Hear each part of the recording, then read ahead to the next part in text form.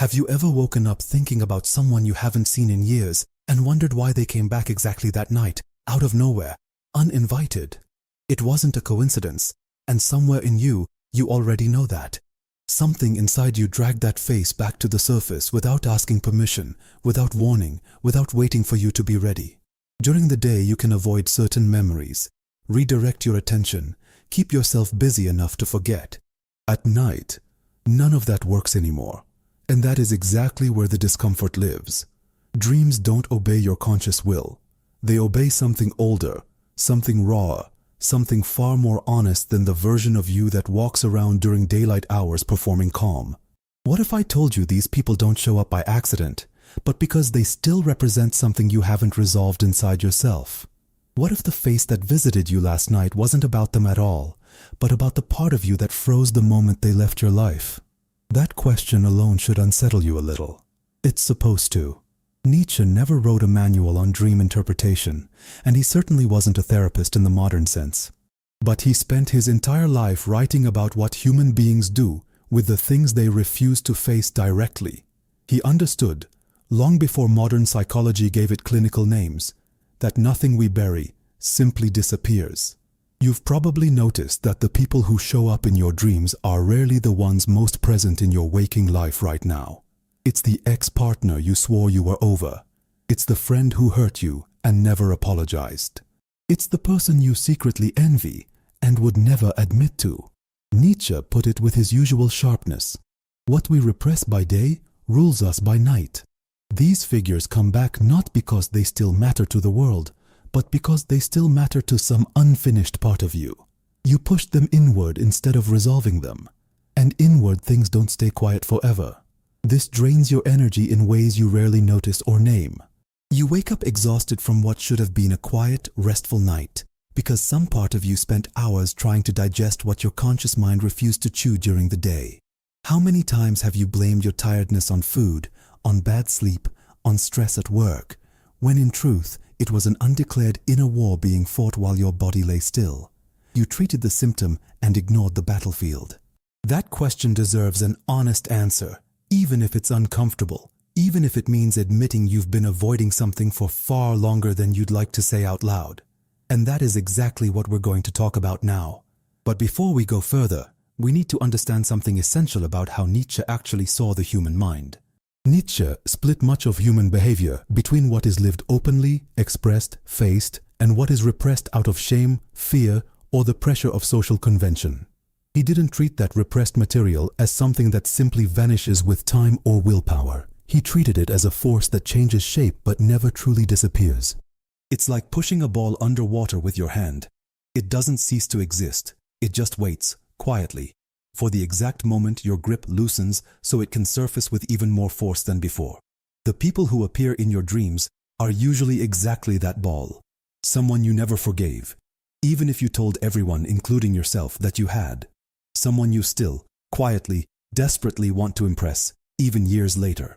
Someone who represents a version of yourself you abandoned somewhere along the way. A version that was braver, or more honest, or more alive than the one you settled into.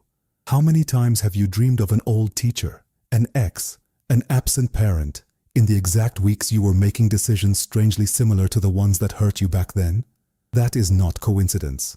That is repetition demanding to be noticed. The body feels all of this, even when the mind insists it's already over it. Even when you've built an entire narrative around having moved on. You wake up with your jaw clenched from grinding your teeth all night. Your chest feels tight for no obvious reason. There's a sense of unfinished business that no coffee, no distraction, no busy morning can fully erase. Nietzsche wrote something that applies here with unsettling precision. What you deny in yourself, the dream returns without asking permission. These figures are not ghosts of a dead past. They are mirrors held up by your own mind, showing you exactly where you're still stuck. Now comes the more uncomfortable part of this conversation, the part most people would rather skip. There is something, or someone, that quietly benefits from you never facing this head-on.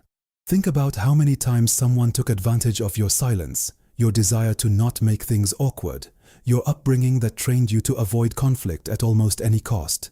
The culture you grew up in taught you that dwelling on the past is a sign of weakness, that being a mature adult means never touching a painful subject again once enough time has passed. But that isn't resolution. That is simply sweeping something under a rug, and in this particular case, the rug is your own mind while you sleep, defenseless, unable to keep performing composure. Nietzsche saw this kind of inherited morality, the one that punishes those who feel deeply and rewards those who perform being fine, as a subtle and effective form of social control. You were trained to believe that avoiding discomfort is the same thing as strength. But the moment you stop obeying that conditioning, and instead start asking why this one person still holds so much quiet power over your nights, everything begins to change.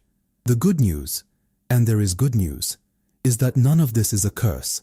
It is an invitation, even if it doesn't feel like one at 3 in the morning.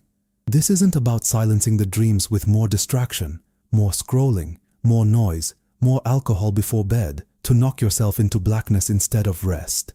It's about finally listening to what your own mind has been trying to tell you for months, maybe for years, patiently, persistently, without ever raising its voice until now. Nietzsche didn't preach escape from pain as a solution. He preached facing it directly as the only real path to strength, what he described as turning what weighs you down into what actually propels you forward. In practice, this means doing a few concrete things, starting today, not someday.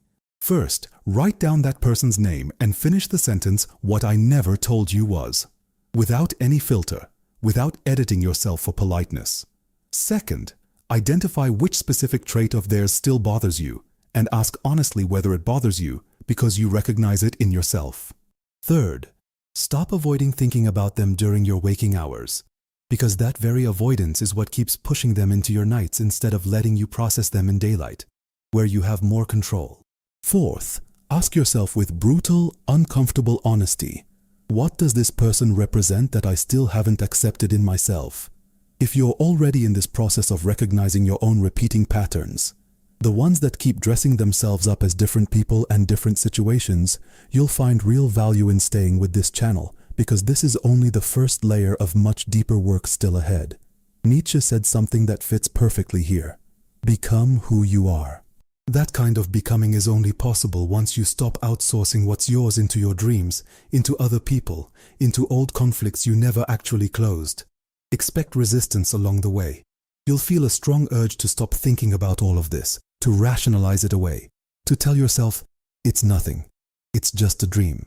That very impulse to look away, to minimize, to move on too quickly, is exactly what keeps the whole cycle alive night after night. And this is where I announce the final part, because what's born after you finally stop running from yourself is unlike anything you've felt up to this point. First comes silence, a strange, almost uncomfortable silence, because for the first time in a long while, you're not busy avoiding anything. Then comes clarity, because the questions you used to direct at others slowly start turning back toward yourself, where they belonged all along. Then, eventually, comes peace, not because the issue magically disappeared, but because you finally stop treating it as an enemy to defeat. You stop being the passive reactor of your own dreams and start becoming the conscious creator of your own story, awake and asleep. This has a real price, and it would be dishonest to pretend otherwise. You'll lose the comfortable illusion that everything was already resolved. You'll lose the convenient excuse of "I'm already over it," the one that protected you from ever having to look deeper. But you'll find yourself in the process, and that trade is worth far more than what it costs. Leave a comment below. Are you ready to finally face who really shows up in your nights? And if you are, write exactly this, word for word. I'm ready to stop running from myself. Keep watching the next video. It matters, much more than you think.